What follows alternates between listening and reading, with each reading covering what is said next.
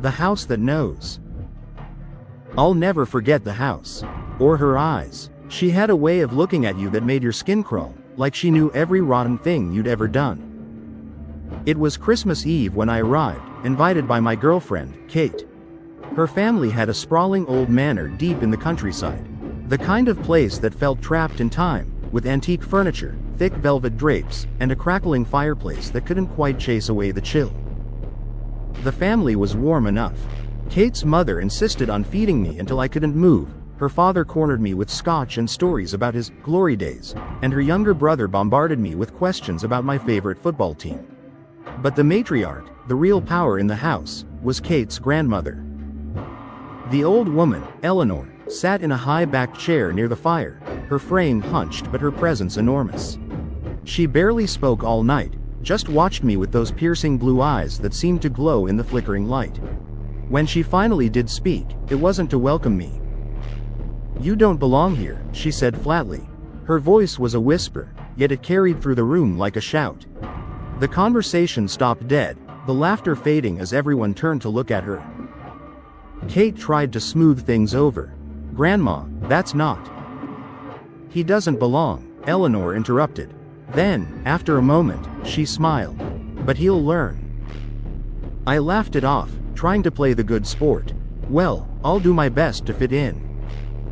Eleanor said nothing more, but her smile stayed, curling in a way that made my stomach turn. That night, I couldn't sleep. The guest room they'd given me was beautiful but suffocating, the kind of room where the past seemed to press down on you, heavy and stifling. Every creak of the old wooden floorboards sounded like footsteps. Every whisper of the wind through the window seemed to carry a voice. At some point, I dozed off. When I woke, it was to the sound of whispering. Not from the wind this time, but from the hallway. I sat up, heart pounding. The whispers were faint, like someone speaking just out of earshot. I crept to the door and cracked it open, peering into the dimly lit hall. It was empty. The old house groaned and shifted, the wind howling outside. I told myself it was nothing, just an old house doing what old houses do. But as I turned to shut the door, I caught a glimpse of something in the shadows at the far end of the hallway. A figure, small and hunched, moving slowly toward the staircase. "Hello?" I whispered, my voice trembling. The figure didn't stop, didn't turn, just kept shuffling along. I stepped into the hallway, my bare feet cold against the hardwood. "Kate?" I called, louder this time. The figure reached the top of the stairs and paused. For a moment, it seemed to hesitate. Then it turned its head, just enough for me to catch a flash of blue eyes gleaming in the darkness. "Eleanor." I froze, rooted to the spot as she descended the stairs, her steps impossibly silent. She didn't look back, didn't acknowledge me, just disappeared into the shadows below. The next morning, I told Kate about what I'd seen. She brushed it off, saying her grandmother was a light sleeper and often wandered the house at night. But when I mentioned the way she'd looked at me, Kate's expression changed. "She's old," Kate said, a little too quickly. "She doesn't mean anything by it." But I couldn't shake the feeling that Eleanor did mean something by it. And as the day wore on, the house itself seemed to change. The shadows grew longer, darker, the air colder, and Eleanor's presence seemed to seep into every corner, her gaze following me even when she wasn't in the room. It was just a feeling at first, but then the other things started happening. The unease in the house grew as the day dragged on. Kate's family laughed, told stories, and filled the air with Christmas cheer, but I felt like I was watching it all through glass. My mind was stuck on Eleanor's words, the midnight whispers, and those icy blue eyes. After dinner, Eleanor spoke to me again. She waited until the others were distracted, then motioned for me to come closer. I didn't want to, but something about her crooked finger compelled me. I leaned in, trying not to breathe in the musty, lavender scent of her perfume. "You'll find it," she murmured, her voice so soft I had to strain to hear. "The thing you've been running from. The thing you buried." Her words sent a shiver through me, and I pulled back. "I don't know what you're talking about." "Oh, but you do." Her smile was thin, sharp. "It's waiting for you." "Eleanor, I said, trying to keep my voice steady. I'm just here to spend Christmas with Kate. Her laugh was dry, brittle. You think Christmas is about family, boy? It's about remembering, about ghosts. Before I could respond, Kate's mother called out to us, pulling me back into the fold of the family. Eleanor didn't say another word for the rest of the evening, but I couldn't shake the feeling that her laughter followed me everywhere I went. That night, the whispers returned. They were louder now, no longer faint and distant but urgent, insistent. They weren't coming from the hallway this time, though. They were coming from inside the room. I sat up, heart hammering in my chest. The room was empty. No figures in the corner, no shadows in the dark. But the whispers didn't stop. They seemed to swirl around me, filling the air, coming from nowhere and everywhere at once. Who's there? I whispered, my voice trembling. The whispers stopped. For a moment, the room was utterly silent. Then, from somewhere behind me, a voice, a low, raspy whisper that sent ice down my spine. Look. I turned slowly, my eyes falling on the old wardrobe in the corner of the room. It was one of those antique monstrosities, with ornate carvings and a mirror set into the door. The mirror reflected the faint glow of moonlight from the window, but there was something off about it. Something wrong. The reflection wasn't right. At first, I thought it was just the angle, the distortion of the old glass. But as I stared, I realized the reflection wasn't showing the room as it was. The bed behind me was unmade, the blankets tangled, a detail that didn't match the pristine state I'd left it in. The wardrobe door was slightly ajar, though it had been firmly closed before. And then there was the shadow. It stood in the corner of the reflected room, a dark figure with no discernible features. It didn't move, didn't breathe, just stood there, watching. I spun around, expecting to see the shadow behind me, but the room was empty. When I turned back to the mirror, the reflection had changed again. Now the figure was closer, standing just behind my shoulder. I didn't scream. I couldn't. The sound was trapped in my throat, my body frozen as I stared at the mirror. Slowly, the figure raised a hand, its shadowy fingers reaching for me. I bolted from the room, slamming the door behind me and running down the hall to Kate's room. I pounded on the door until she answered, her face groggy and confused. "What's wrong?" she asked, her voice thick with sleep. I think someone's in my room," I stammered. Her brow furrowed. "What are you talking about?" "Just come with me," I pleaded. Kate followed me back to the guest room, but when we opened the door, it was exactly as I'd left it. The bed was neat, the wardrobe door shut, the mirror reflecting nothing but the empty room. "I don't understand," I muttered, my voice shaking. Kate put a hand on my arm. "It's an old house," she said gently. "Creaks, drafts, shadows. It can mess with your head." She left me with a kiss on the cheek and a promise that everything would look better in the morning. But as I lay in bed, staring at the wardrobe, I couldn't shake the feeling that Eleanor was right. Something was waiting for me, and it wasn't going to let me leave. I didn't sleep. Every creak of the house made my heart race. Every gust of wind sent chills down my spine. I kept my eyes on the wardrobe, convinced that if I looked away, something would crawl out of it. By the time dawn broke, I was a wreck, my nerves stretched so thin that even the chirping of birds made me jump. Kate found me in the kitchen, nursing a lukewarm cup of coffee. She gave me a look that was equal parts concern and frustration. "You look like hell," she said, sitting across from me. "What's going on?" I wanted to tell her everything, the whispers, the mirror, the shadow. But the words felt stuck in my throat. I didn't want to sound crazy, and honestly, I wasn't sure I wasn't losing my mind. "It's just, your grandma," I said finally. "She's unsettling." Kate laughed, but it was strained. "She's old school, yeah. But she's harmless. Just ignore her." "Kate," I hesitated, choosing my words carefully. "Do you think she might know things about people? Things she shouldn't?" Kate frowned. "What do you mean?" "Like, things they've done. Things they've tried to forget." Her frown deepened, but before she could respond, Eleanor entered the kitchen. She moved slowly, her cane tapping against the floor, but her presence was as commanding as ever. She didn't acknowledge Kate, didn't even glance at her. Her eyes were on me. "Walk with me," she said. I wanted to refuse, but the weight of her gaze made it impossible. I followed her out to the garden, the frosty air biting at my skin. The garden was sprawling, wild in a way that felt deliberate, with ancient-looking statues and twisted trees that cast long shadows across the snow-dusted ground. Eleanor led me to a bench beneath a gnarled oak tree. She sat, motioning for me to do the same. "You had a visitor last night," she said, her voice as calm as if she were commenting on the weather. I stiffened. "What do you mean?" She turned her piercing eyes on me. "The shadow.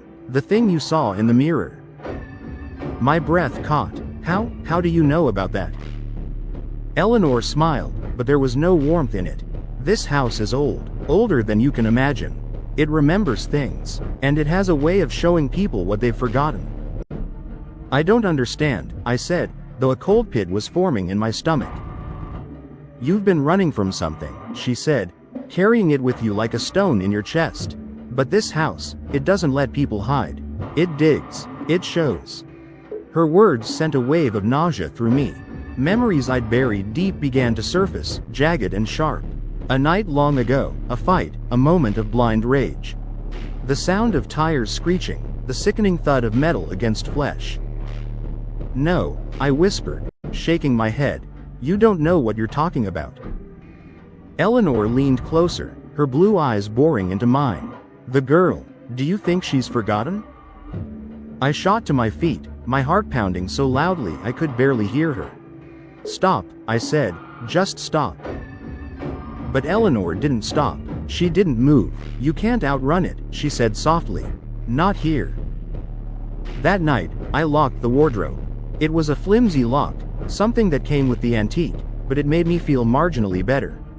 I even dragged a chair over to block it, though part of me knew it wouldn't make a difference.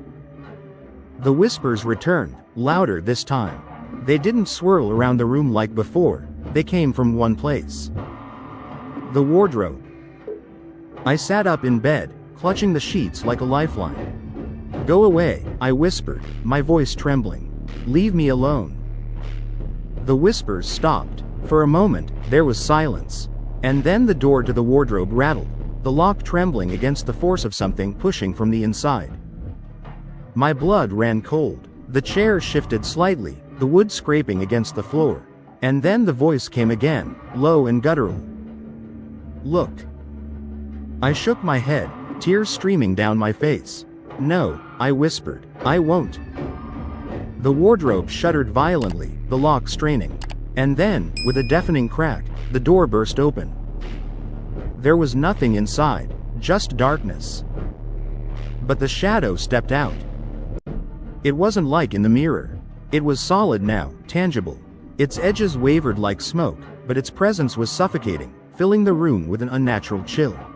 It had no face, no features, but I could feel its eyes on me. It raised an arm, pointing a long, shadowy finger toward me. "You did this," it whispered. I scrambled backward, my body pressed against the headboard. "I didn't mean to," I sobbed. "It was an accident. I didn't mean to." The shadow surged forward, and I screamed, throwing my hands up to shield myself. But when I opened my eyes, the room was empty. The wardrobe door hung open, the chair toppled over. And on the floor, etched into the wood, were the words, "You can't hide forever." I didn't sleep for the rest of the night. The message on the floor seemed to pulse in the dim light, burned into my vision every time I closed my eyes. By morning, I knew I couldn't stay in that house another minute. I packed my things hurriedly, stuffing clothes into my bag with shaking hands. When I came downstairs, Kate was waiting for me. "You're leaving?" she asked, her voice sharp with hurt and confusion. I nodded, avoiding her gaze. "Something's wrong here, Kate. I can't stay." She grabbed my arm, forcing me to look at her. "What is it? Is it my grandmother?" "It's everything," I said weakly.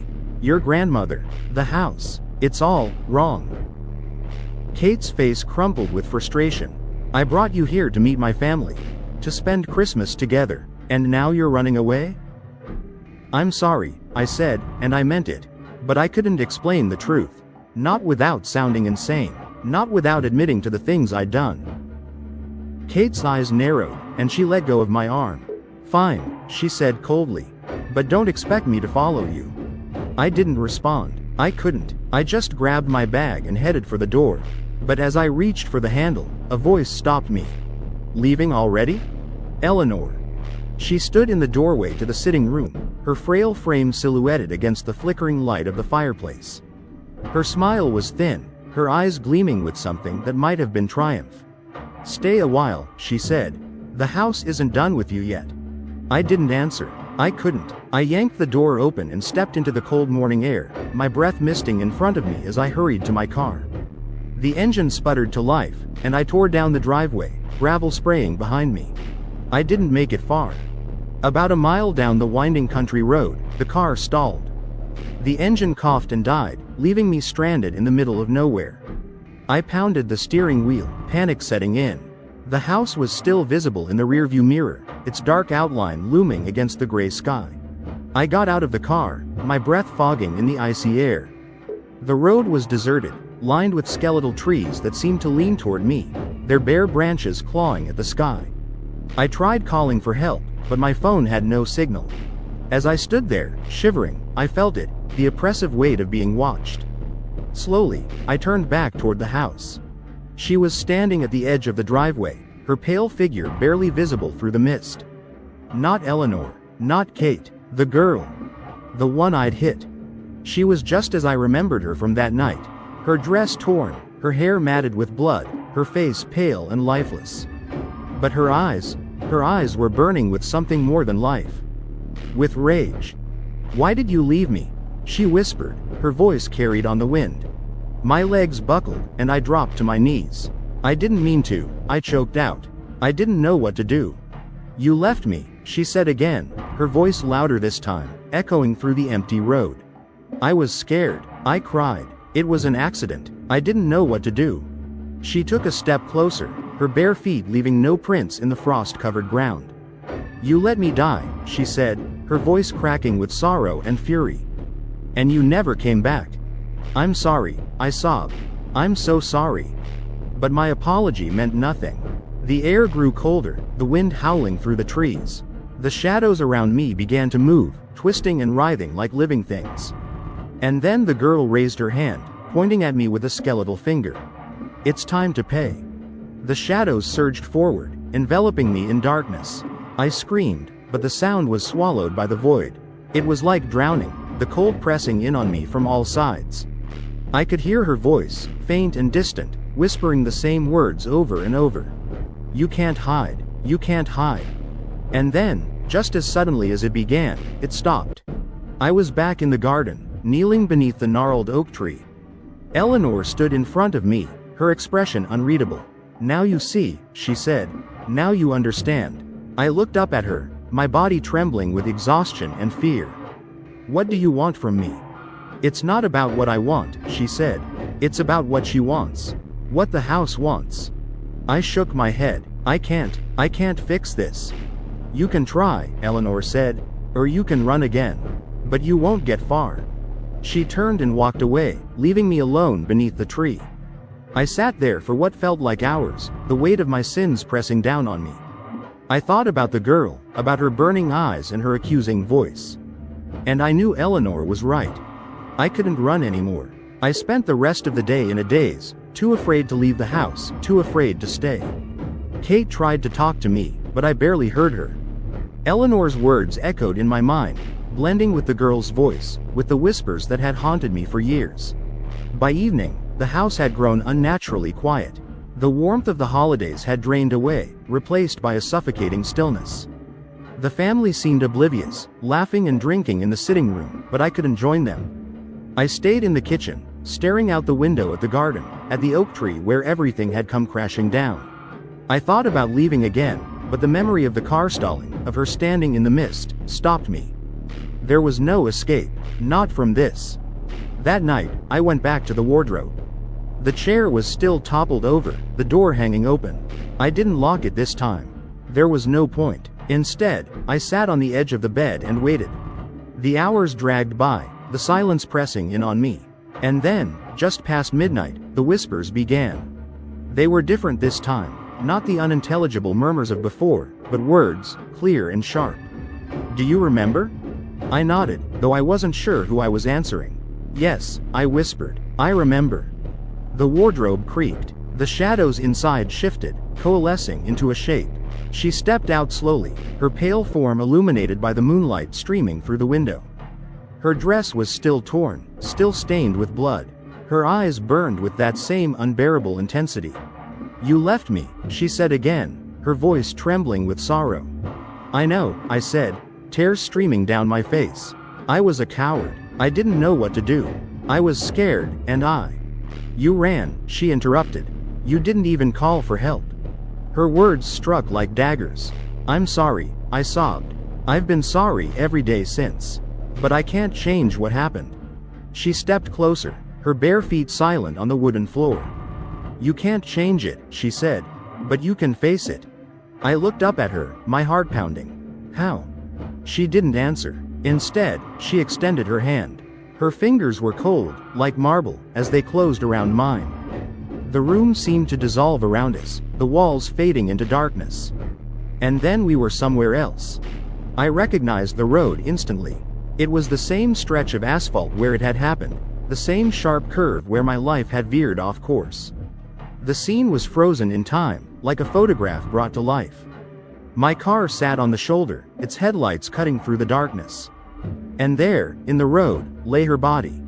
I stumbled forward, my legs trembling. The girl stood beside me, silent, her eyes fixed on the scene. "This is where it happened," she said finally. "This is where you made your choice." I didn't know what to do, I said, my voice barely a whisper. I thought someone else would find you." Her gaze didn't waver, but no one did, not until it was too late. The weight of her words crushed me. "I'm so sorry," I said. "I'll do anything to make it right." She turned to me, her expression unreadable. "Then stay." "What?" "Stay here," she said. "With me, share this burden, face it, every day, until you've paid what you owe." I froze, the meaning of her words sinking in. She wasn't offering forgiveness, she was offering penance, a lifetime spent reliving this moment, trapped in the place where it all went wrong. Will it end?" I asked, my voice trembling. "Will I ever be free?" Her expression softened, just slightly. "One day, when the house decides you've paid enough." I thought of Eleanor, of her cryptic warnings, her knowing smile. This was what she meant. The house didn't let people hide. It forced them to face the truth, no matter how painful. And I knew I couldn't run anymore. I turned to the girl, my heart heavy. "I'll stay." She nodded, her burning eyes softening. "Then it begins." The scene around us shifted, the frozen tableau coming to life. The screech of tires, the sickening thud, the silence that followed. It all played out again, just as it had that night. And I was there to witness it, to feel it, to live it. Again. And again. In the years that followed, I became part of the house. A shadow among its many secrets, tied to the girl and the road where it all began. I saw the others who came and went, their own sins laid bare, their own reckonings playing out in the endless halls. But I never saw Eleanor again. They say the house doesn't choose lightly, that it only calls to those who need it most. And as I write this, my last confession, my final attempt to leave something behind, I wonder how many others will hear its call. How many others will find themselves trapped, just like me. But if you're reading this, maybe you already know. Maybe the house is waiting for you, too. Did you like the story? Like it, subscribe, and see you in the next video.